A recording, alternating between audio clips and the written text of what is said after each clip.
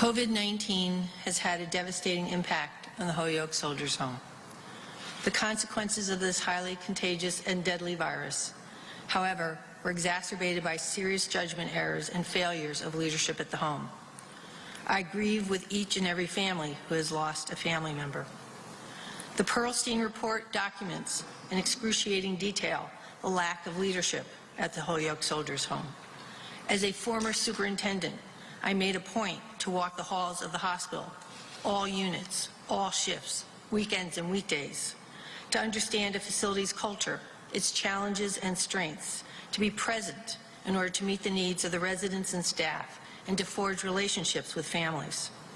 Leadership is paramount during a time of crisis, and its absence at the Holyoke Soldiers Home created a chaotic environment for staff and devastating consequences for residents and their loved ones.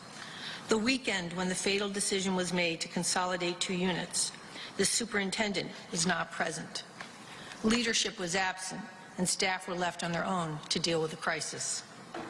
Monday morning, after we learned the full extent of the crisis, the superintendent of the Chelsea Soldiers Home, Cheryl Poppy, was the first person on site, quickly followed by a new on-site clinical management team led by Western Mass Hospital Superintendent Val Liptak and Lisa Colombo, Vice Chancellor of Commonwealth Medicine.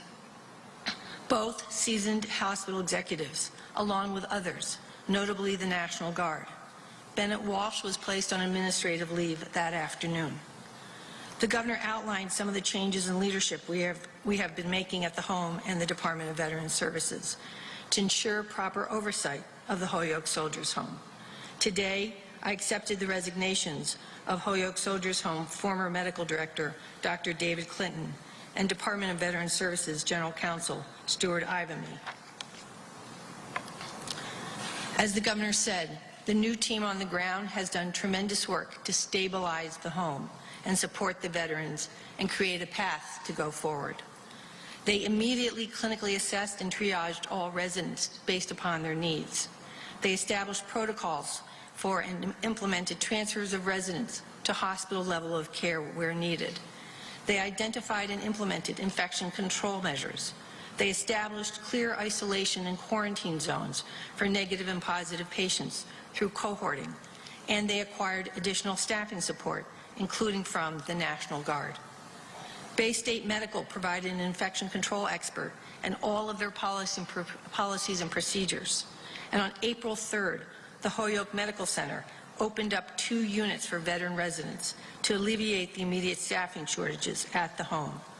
26 veteran residents remain at the medical center as of today. As the governor said, the Soldiers Home has no COVID-positive residents in the facility. Staff have physically recovered. The new leadership at the home continues to regularly monitor and retest residents and staff. The new leadership team has begun to establish positive working relationships with the unions and staff and put in place training programs to increase staff skill in critical areas such as personal protective equipment and infection control.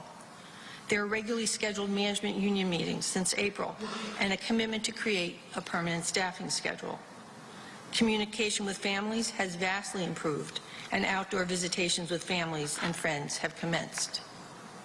Since April, there have been weekly calls with our congressional delegation and members of our state Senate and House of Representatives to learn about the ongoing issues and progress to date. The work that the new team on the ground has done to protect the residents of the home in such a short time has been truly incredible, but there's a long road ahead. The report is devastating.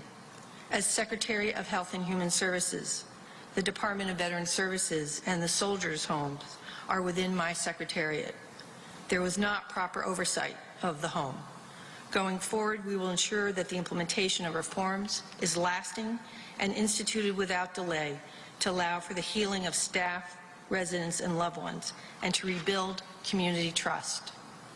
We will outline all of these reforms in more detail tomorrow, including strengthening the governance and oversight of the home, improving the staffing processes, providing quality care for our veterans, and planning for significant capital improvements. These reforms will ensure that the Holyoke Soldiers Home is restored to its rightful place, a place that honors our veterans for their service and treats them with dignity, honor, and respect.